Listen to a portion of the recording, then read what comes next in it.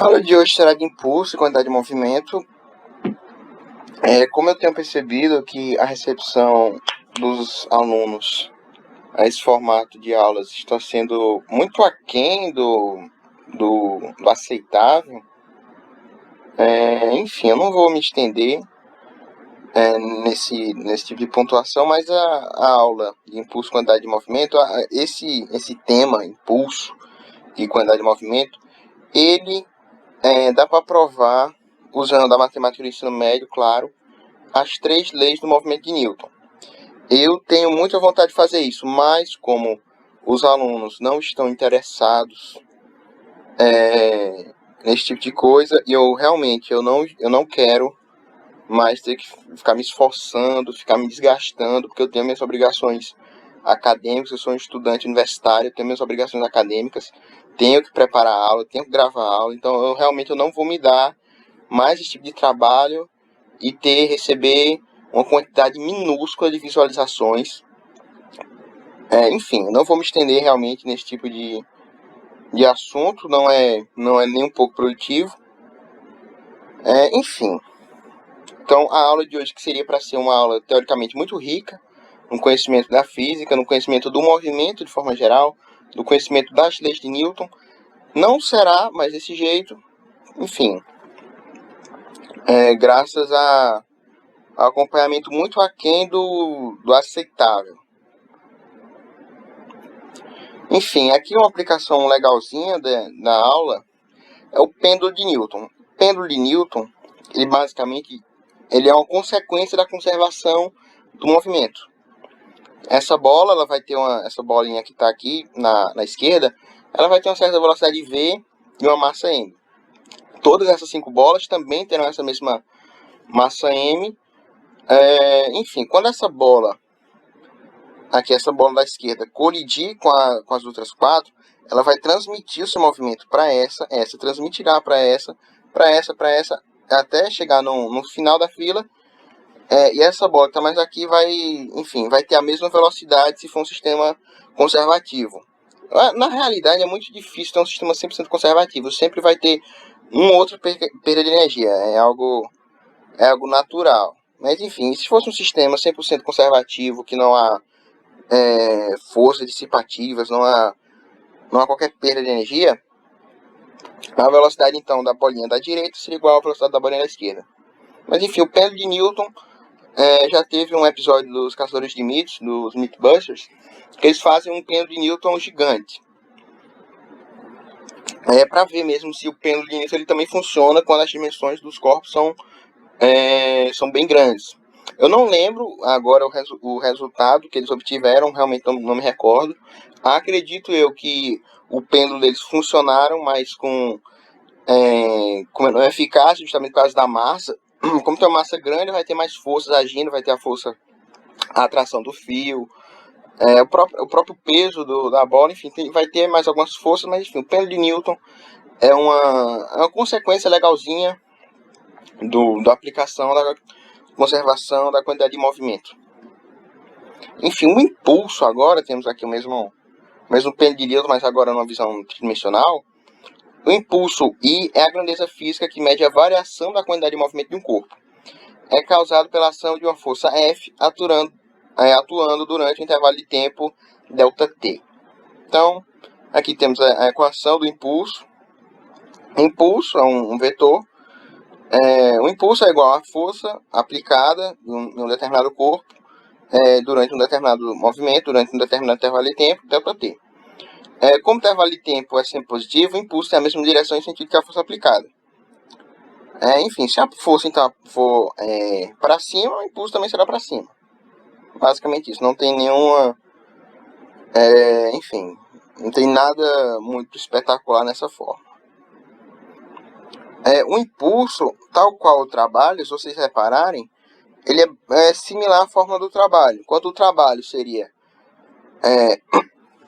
perdão... trabalho igual a força vezes o deslocamento, impulso é a força vezes o intervalo de tempo, né? Só o impulso, a única coisa que trocou do impulso para o trabalho foi de ser o deslocamento ou o intervalo de tempo. Tal qual o trabalho, que pode ser calculado pelas áreas, né, o trabalho é numericamente igual às áreas, a área abaixo da curva de um gráfico, o impulso também. Aqui eu tenho o gráfico de uma força variável, essa força aqui, enfim, modelada desse jeito, é a área, então, varrida abaixo dessa curva nos intervalos de T1 a T2, né, nesse intervalo de tempo de T1 a T2, o impulso seria essa área aqui cinza. Essa área aqui não dá para calcular usando a matemática do ensino médio, só consigo calcular usando alguns artifícios matemáticos de ensino superior, como o cálculo de integrais. Mas dá para, enfim, vamos supor que essa força ela seja uma força constante, como nesse caso aqui de baixo. Se ela for uma força constante, enfim, ela não vai variar, e entre os tempos T1 e T2 vai formar um retângulo. Se essa força, vamos supor, fosse uma força que pudesse ser escrita por uma função afim, isso é, que ela cresce, desse jeito ela cresce em uma reta, dá para calcular a área como se fosse um triângulo, né? Base vezes altura dividido por 2, enfim. O impulso, então, se eu tiver uma área, se eu tiver um gráfico, e eu puder calcular a área desse gráfico, essa área será numericamente igual ao impulso. Agora, a quantidade de movimento. Esse GIF aqui, eu achei ele muito interessante. Na verdade, eu queria tentar trazer mais alguns GIFs com bola de bilhar, mas eu realmente procurei muito, mas não achei nenhum que eu queria que fosse, por exemplo, algo bidimensional, mostrando uma bolinha se deslocando e batendo na outra em 2 dimensões. Infelizmente não consegui achar, então vai esse aqui mesmo de 3 dimensões. Mas enfim, acredito que para os propósitos da aula ele está bem suficiente. Enfim, temos o atacar de uma bola, vemos que essa bolinha branca ela se move com uma determinada velocidade até chocar com a bola azul. Quando ela se choca com a bola azul, ela reduz drasticamente sua velocidade, ela começa a ficar rotacionando, mas enfim, ela reduz drasticamente sua velocidade ao passo que a bolinha azul ela enfim, ela cai dentro do buraco, esqueci o termo correto, para, enfim, quando a bola cai dentro do buraco. E a bolinha marrom também tem uma certa velocidade. A questão é, se essas bolas tiverem todas as mesmas massas, eu vou ver que a velocidade de A mais a velocidade de A, que no caso seria a bolinha azul, mais a velocidade da bolinha vermelha, juntas, então vai ser igual à velocidade da bolinha branca. Enfim, esse é um princípio conhecido como conservação da quantidade de movimento, claro, considerando que as 3 bolas tenham a mesma massa. Se observarmos uma partida de bilhar, veremos que uma bolinha transfere seu movimento totalmente ou parcialmente para outra. Nesse caso aqui foi parcialmente, né, porque, enfim, a bolinha branca ficou girando, né? Se ela tivesse sido sem rotação, ela transferiria totalmente, mas como ela estava girando, transferiu parcialmente. A quantidade de movimento relaciona a massa de um corpo com sua velocidade. Então, a quantidade de movimento P é igual a M vezes F. Quantidade de movimento é uma grandeza vetorial. Quantidade de movimento, ou momento linear, ou momento, ou força viva, força vital, como René Descartes a descreveu. Para René Descartes, a quantidade de movimento seria a equação fundamental que descreveria o movimento de um corpo. Sabemos hoje que essa equação fundamental que descreve o movimento de um corpo, na verdade, é o princípio fundamental da dinâmica, a segunda lei de Newton. Tanto é que vocês podem reparar que é uma bem similar à própria segunda lei de Newton. A segunda lei de Newton é força igual a massa vezes a aceleração. Ao passo que aqui na quantidade de movimento a quantidade de movimento é igual a massa vezes a velocidade. Enfim, há uma relação entre a quantidade de movimento e a força. Por exemplo, se eu dividir aqui por ambos os lados por ΔT, eu vou ter P dividido por ΔT vai ser igual a M vezes V dividido por ΔT. Só que V por ΔT é justamente a aceleração. Então dá para trocar isso, força vezes aceleração, massa vezes aceleração, perdão, que é igual a força. Então, enfim, a quantidade de movimento está intimamente relacionada à força.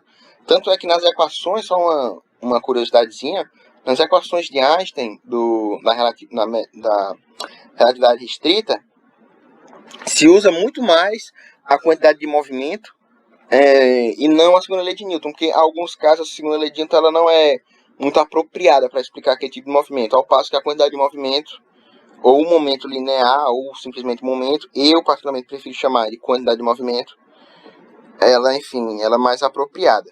Quantidade de movimento ela pode ser representada por Q, geralmente os livros de ensino médio representam por Q. Eu prefiro representar por P.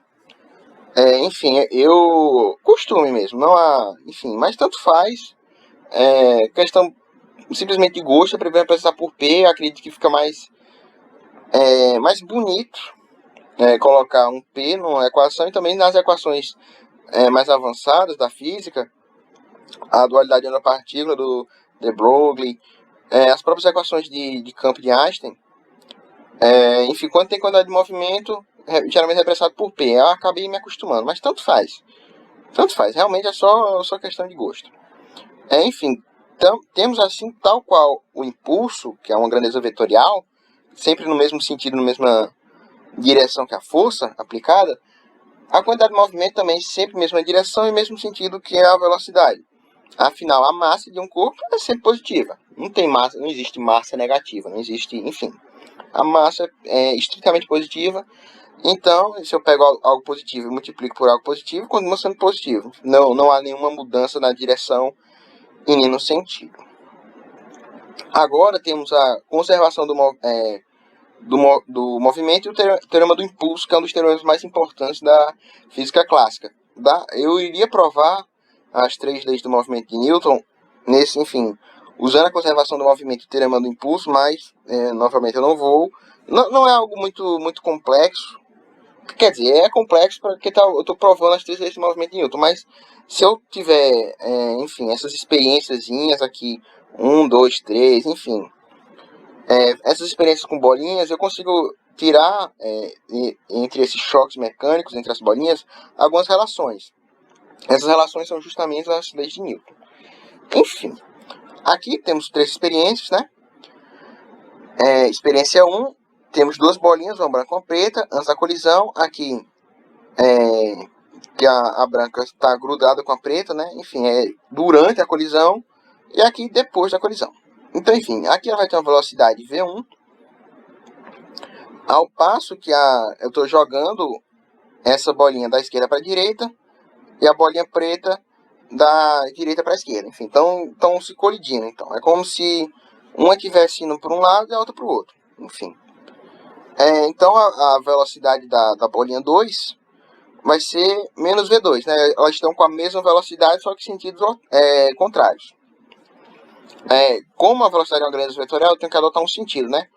Para facilitar, eu adotei o sentido como sendo o sentido positivo da esquerda para a direita. O mesmo sentido geralmente que é adotado na reta real, enfim. O mesmo sentido geralmente é adotado. E o momento, aqui, os momentos, antes da colisão, P1 é igual a M vezes V. Mesma coisa dos momentos da bolinha 2. P2 é igual a menos M vezes V, já que a velocidade aqui é negativa, né? Já que eu adotei o sentido positivo sendo da esquerda para a direita. Então, o momento total, isso é a soma dos momentos, P1 mais P2, eu tenho MV menos MV, então zero. Enfim, agora depois da colisão, o movimento da bolinha preta foi para a bolinha branca e o movimento da bolinha branca foi para a bolinha preta. De tal forma que a bolinha branca agora, V1' é menos V, que é justamente a velocidade antes da colisão da bolinha preta. E a velocidade da bolinha preta, V2' é igual a V. Calculando os momentos, eu vou ter que o momento da bolinha 1 depois da colisão menos MV. E o momento da bolinha 2 depois da colisão, MV. Então, somando novamente os momentos, eu tenho P1' mais P2' igual a zero. Mesma coisa que a experiência 2, só que agora a bolinha está parada, a bolinha 2 está parada, velocidade V1, perdão, é igual a velocidade de V. A velocidade de V2 é zero, afinal está parada, a bolinha preta está parada.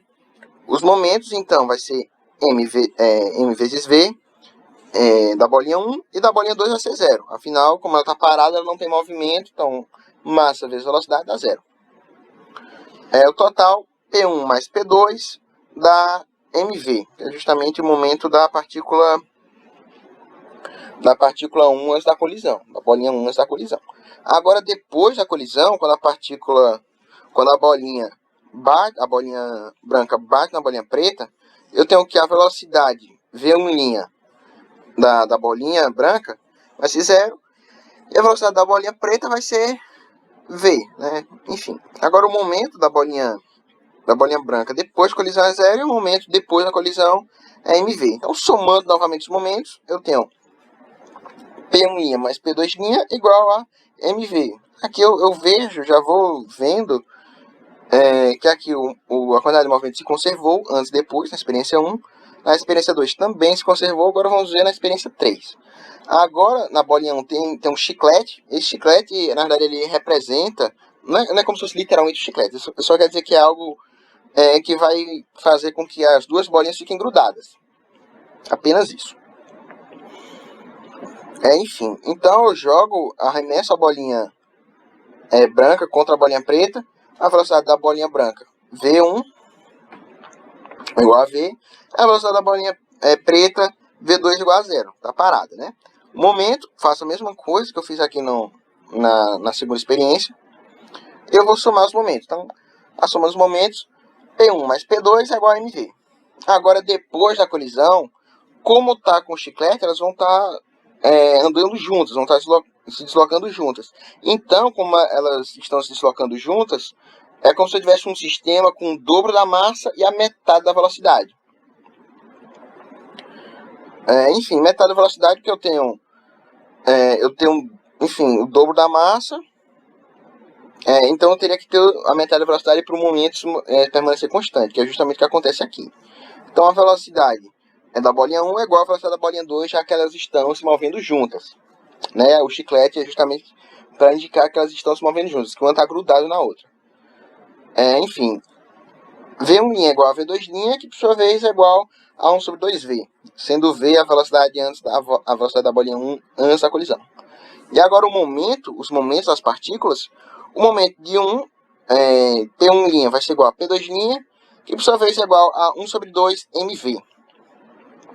E por sua vez, enfim, esse mv então seria a massa individual de cada partícula, de cada bolinha. E v seria justamente a velocidade antes da colisão. Então, o somatório dos momentos,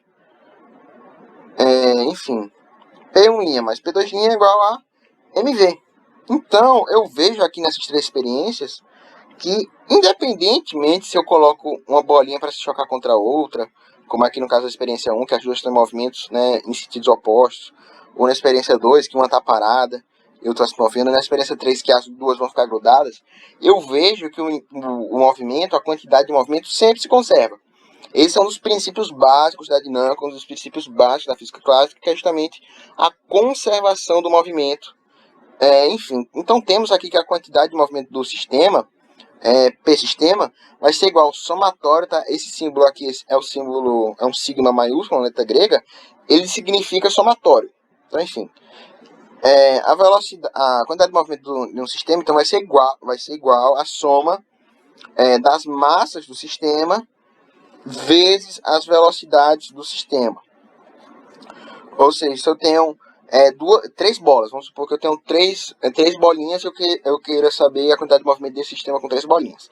Então, eu vou fazer o somatório de 1 até 3 de Mn Vn. Ou seja, eu vou pegar M1 vezes V1 mais M2 vezes V2 mais M3 vezes V3. Ou seja, a quantidade de movimento do sistema é o somatório de 1 até N de Mn Vn. Enfim. Agora, o teorema do impulso, e enfim, fazendo a demonstraçãozinha aqui, quando o corpo tem sua velocidade alterada, tem também sua quantidade de movimento alterada. Para que a velocidade fosse alterada, foi necessário a atuação de uma aceleração, ou seja, uma força. Afinal, se eu tenho um carro se movendo em linha reta com velocidade constante, se a velocidade dele é constante, eu não tenho aceleração. Se eu não tenho aceleração, eu não tenho força. Afinal, pela segunda lei de Newton, Força igual a massa vezes a aceleração. Se a aceleração for zero, a força também será zero.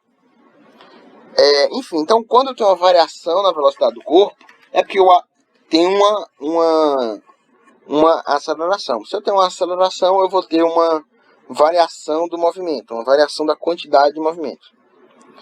Eu sei que a aceleração é justamente ΔV por ΔT. Que eu substituo aqui o A pelo ΔV por ΔT, pego o ΔT que está no denominador e jogo aqui multiplicando pela força. Então, enfim, força vezes ΔT é igual a massa vezes V menos V0, né? Porque o delta sempre é final menos inicial. Enfim, agora se eu fizer o chuveirinho aqui, a propriedade distributiva, como eu tenho o M multiplicando tudo que está no parênteses, eu vou ter M vezes V menos M vezes V0. Que é M vezes V é justamente a quantidade de movimento, e M vezes V0 é a quantidade de movimento inicial, isso é a quantidade que é justamente P menos P0.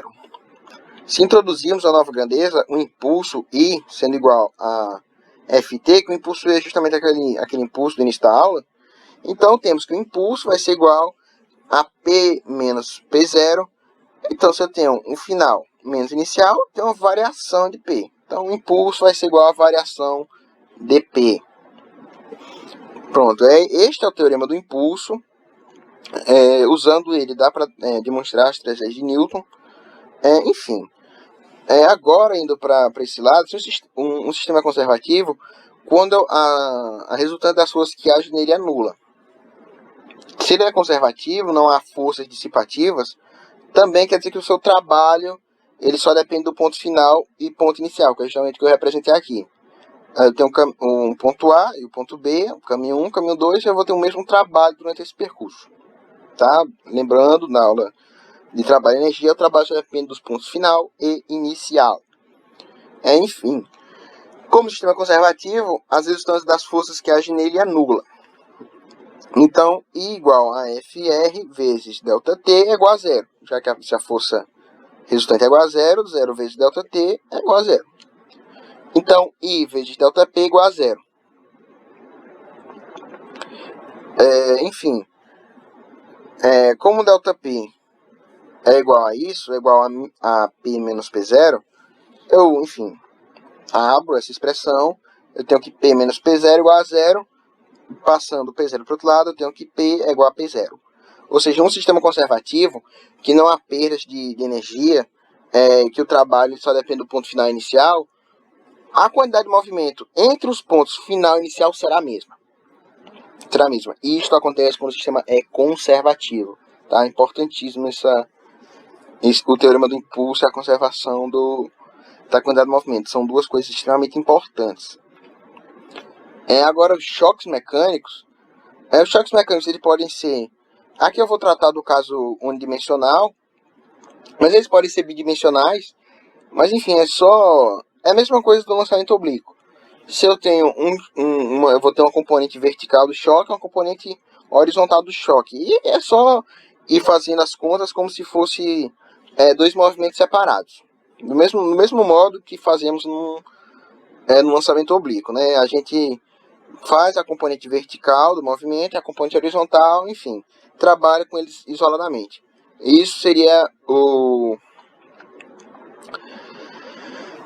modo de trabalhar nos choques bidimensionais.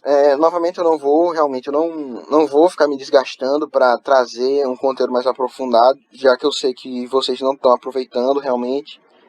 Enfim, muito aquém do aceitável. Eu volto a repetir e voltarei a repetir quantas vezes for necessário. Muito aquém do esperado e do necessário, enfim. Eu realmente não estou disposto a ficar me desgastando por algo que eu não tenho certeza se vai ter um bom retorno. Então eu só vou dar aula feijão com arroz. Realmente estou bem cansado de ficar toda semana, ficar fazendo aula igual um condenado e não ter nenhum retorno. Realmente é algo bem, bem decepcionante. Mas enfim, eu só vou trazer os choques unidimensionais. Os casos que tiver o choque bidimensional, é só separar os componentes vertical e horizontal. Apenas isso. Se for um choque contra uma parede, eu coloco que a parede ela tá parada, né? Então a velocidade da parede é igual a zero.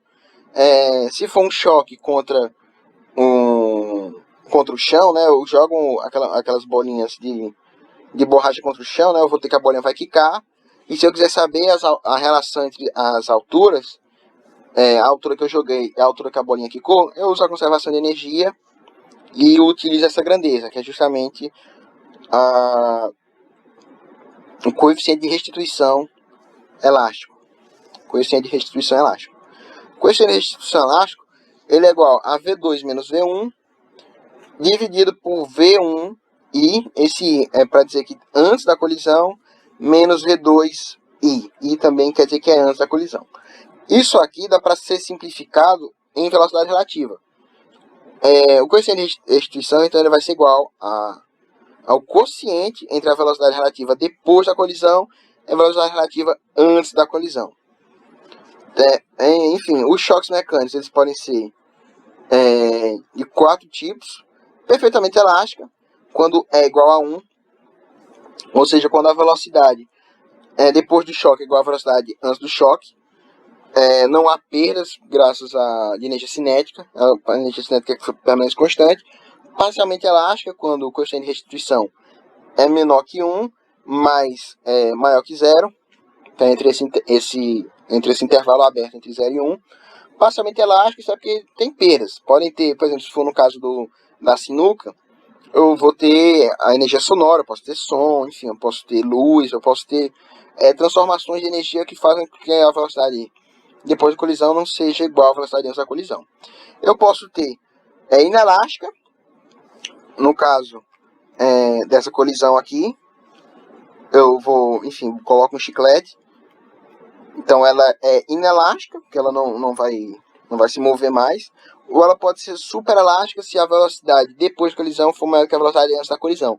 A velocidade superelástica ela só acontece quando eu adiciono energia ao sistema, tá? Quando eu dou um jeito de aumentar a velocidade dessa bolinha durante o choque, durante uma força, um agente externo, tá?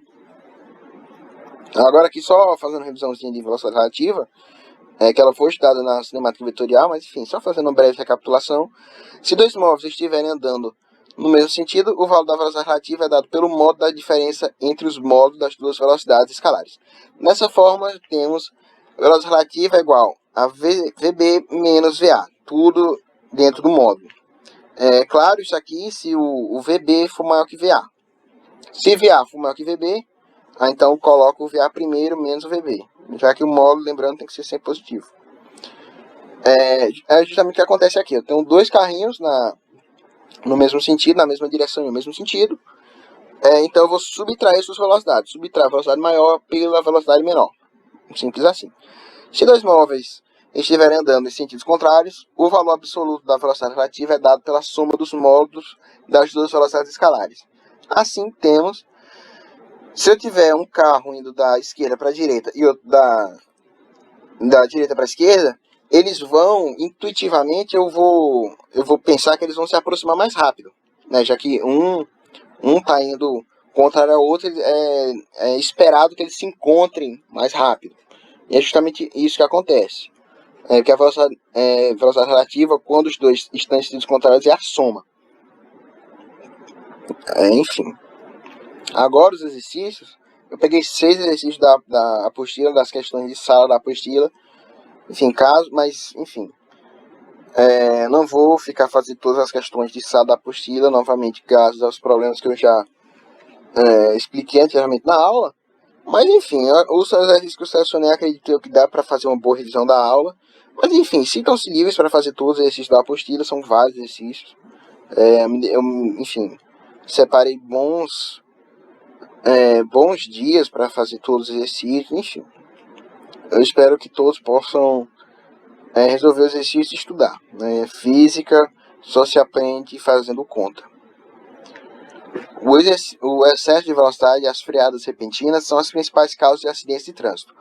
Ao analisar uma colisão entre dois veículos, um perito deve ser capaz de determinar as velocidades dos automóveis antes e depois da colisão. baseado nas evidências que serão encontradas no local. Um furgão de massa igual a 1,6 vezes 10 kg e trafegando a 50 km por hora, colide com um carro de massa igual a 0,90 ponto, era para ter um ponto aqui, tá? Era para ter um ponto 10 a terceira, que é 1000. A terceira é igual a 1000 kg, inicialmente parado. Após o choque, o furgão e o carro movem-se em conjunto. Logo após a colisão, a velocidade deles é aproximadamente d. Ou seja, tem algumas informações importantes aqui. Primeiro que a massa do furgão é essa, 1,6 vezes 10 a terceira. A velocidade do furgão de 50 km por hora. Colhido com um carro de massa igual a 0,9 vezes 10 a terceira quilogramas, e que sua velocidade é zero. Aqui informa inicialmente parado. Então, sua velocidade é zero. Após o choque, o furgão e o carro movem-se em conjunto. Ou seja, é como se fosse aquele caso do chiclete. Vamos supor que o furgão tem um chiclete, ele pega no carro e os dois ficam juntos. Resolvendo aqui, eu sei que a quantidade de movimento vai ser igual entre a quantidade de movimento final vai ser a quantidade de movimento inicial. Enfim, uma quantidade de movimento é massa vezes a velocidade, então massa vezes velocidade é igual a massa inicial vezes a velocidade inicial. Aqui a massa final é justamente a massa do furgão mais a massa do carro, já que os dois estão andando em conjunto. E aqui a velocidade é justamente a massa do conjunto, a velocidade que eles andam juntos depois da batida. M0 e V0 são a massa e a velocidade antes da batida. Então a massa e a velocidade antes da batida é justamente a massa do furgão, 1,6 vezes 10 a terceira, vezes a velocidade do furgão, 50 km por hora. Aqui eu não converti para metros por segundo, eu posso converter para metros por segundo, enfim, eu posso, mas como eu vou ter velocidade desse lado, vou ter velocidade no lado esquerdo e no lado direito, então o km por hora vai se cancelar, enfim, então tanto faz converter ou não. Eu escolhi não converter para ser mais direto, para ser mais sucinto, mas caso alguém se sinta inseguro de fazer isso, pode converter, não há problema algum. Enfim, substituindo os valores, a massa do furgão 1,6 vezes 10 a terceira e a massa do carro 1,9 vezes 10 a terceira. Vezes velocidade, a velocidade do conjunto, que é justamente a velocidade que eu quero descobrir, é igual a 1,6 vezes 10 a terceira vezes 50. Se eu tirar aqui, somar, vamos supor que o 10 a terceira seja um x, se eu tenho 1,6x mais 0,9x, eu vou ter 2,5x. E é justamente 2,5 vezes 10 a terceira. Vezes a velocidade, vezes 1,6 vezes 10 a terceira vezes 50. Agora, dividindo aqui por 2,5 vezes 10 a terceira, então eu posso cortar aqui o 10 a terceira, de cima e embaixo. Então eu vou ter 1,6 vezes 50 dividido por 2,5. 50 dividido por 2,5 é igual a 20. Já que 50 dividido por 25 é 2, graças a essa vírgula, então 50 dividido por 2,5, 20. Então 20 vezes 1,6 é igual a 32 km por hora, letra C. A terceira questão, agora uma questão que traz um gráfico. Um bloco de massa 1 kg move-se retilineamente com velocidade de módulo constante igual a 3 metros por segundo, sobre a superfície horizontal sem atrito. A partir de dado instante, o bloco recebe o impulso de uma força externa aplicada na mesma direção e sentido de seu movimento. A intensidade dessa força em função do tempo é dada pelo gráfico. É justamente o gráfico que está aqui. A partir desse gráfico, pode afirmar que o módulo da velocidade do bloco após o impulso recebido é...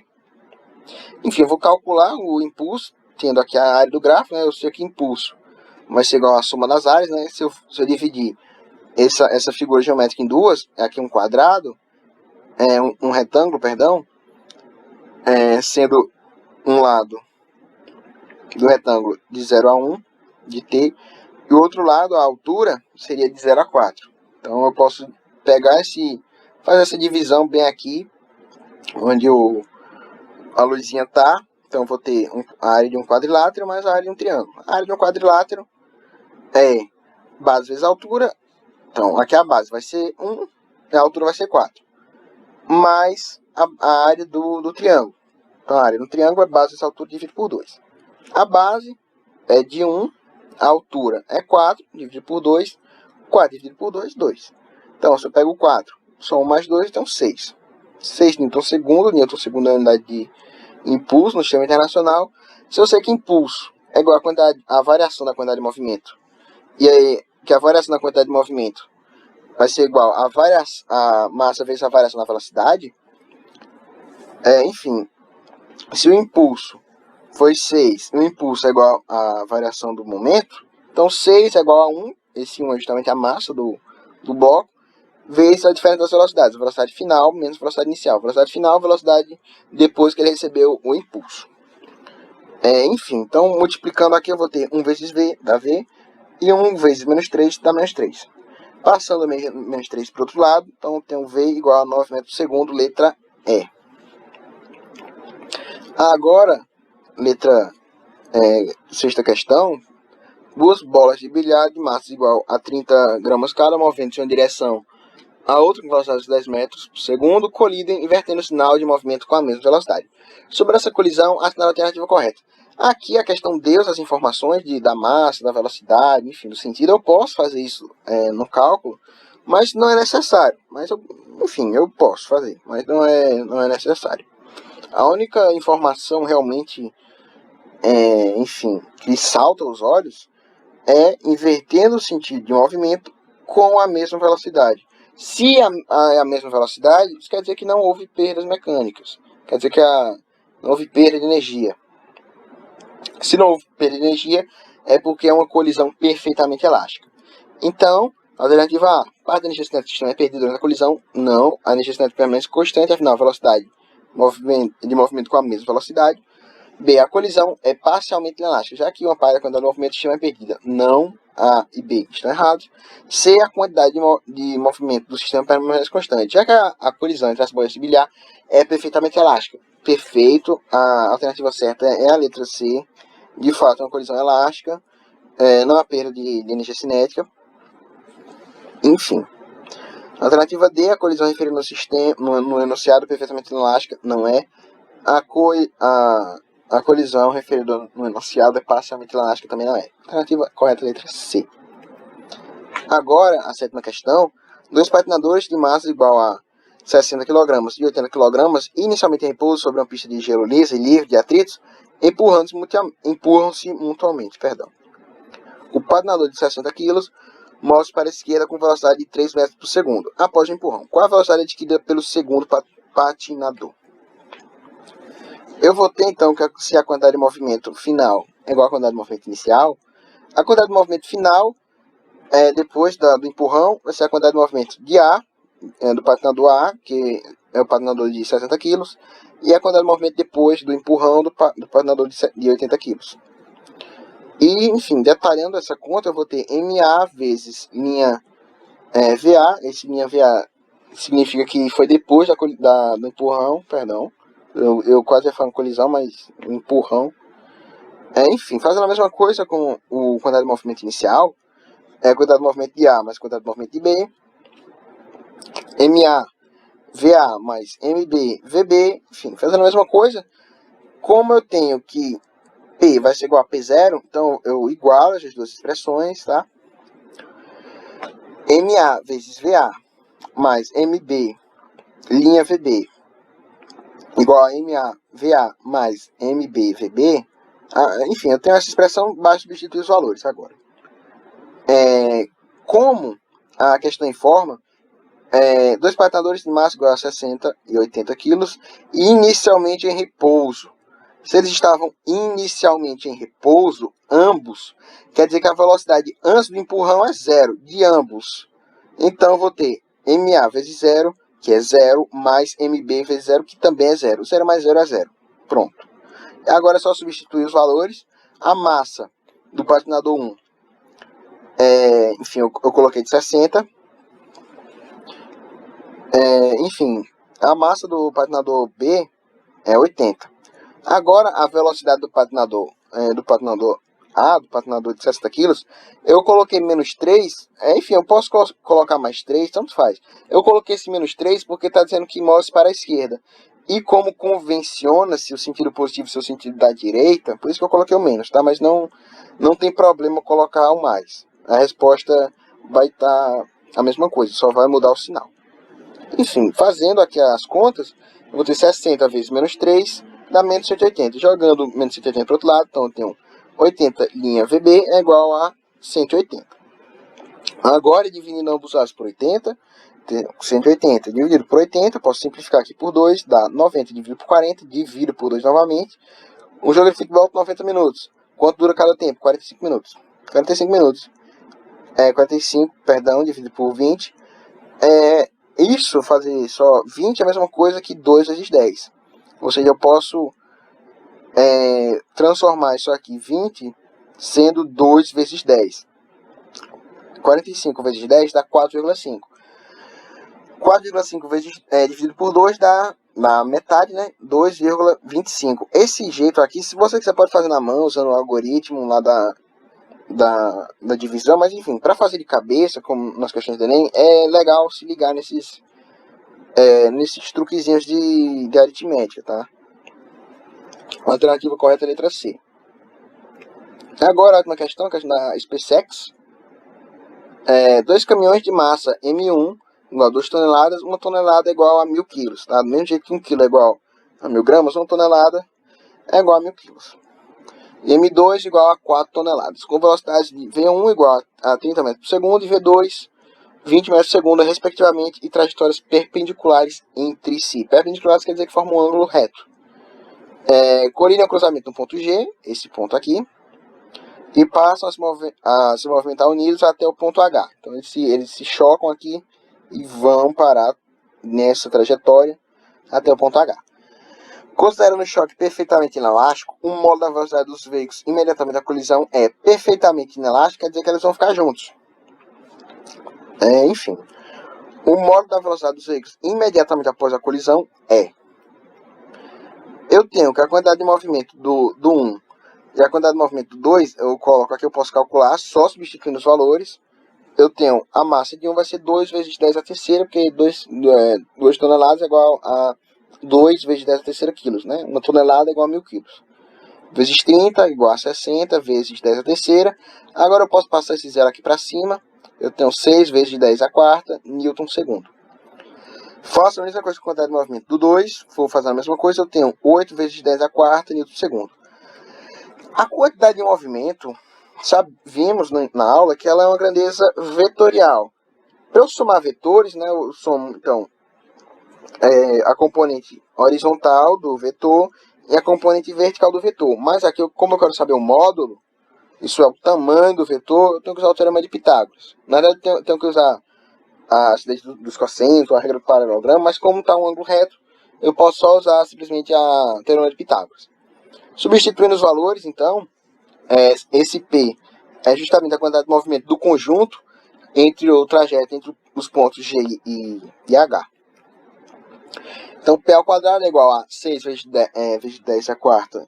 Tudo isso elevado ao quadrado, mais 8 vezes 10 a quarta, tudo isso também é elevado ao quadrado. Fazendo um chuveirinho aqui, 6 elevado ao quadrado dá 36. 10 a quarta ao quadrado dá 10 oitavos. Fazendo a mesma coisa aqui, com 8 e o 10 a quarta, 8 ao quadrado, 64. 10 a quarta ao quadrado, 10 oitavos. Então, eu posso deixar o 10 oitavos em evidência, eu tenho 10 oitavos, abre parênteses, 36 mais 64, que é justamente 100.